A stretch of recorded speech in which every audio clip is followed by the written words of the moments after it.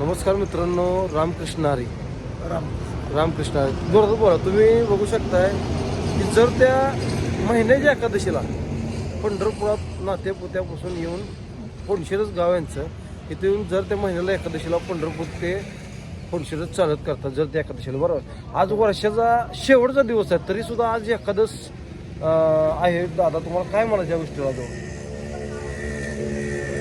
एकादशी हा काय प्रत्येक महिन्याला येऊ शकते, परंतु आज योगायोग असा आहे की आज वर्षाचा इंग्रजी महिन्यामध्ये शेवट आहे आणि एकादशी आली आहे. तसे आपल्या म्हणजे महाराष्ट्रामध्ये किंवा भारतामध्ये दैनिक जीवनामध्ये इंग्रजी महिन्याला महत्त्व नाही.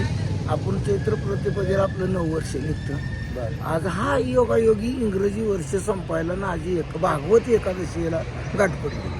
हा योगायोग छान बघा, म्हणजे शेवटच्या दिवशी भागवत एकादश एवढी खास आली आहे. म्हणजे देवाचं आणि विठ्ठलाचं किती भाग्य आहे आणि आपलं किती भाग्य आहे की आपण पंढरपुरामध्ये राहतोय आणि पंढरपूरची एकादश काका येऊन करतात.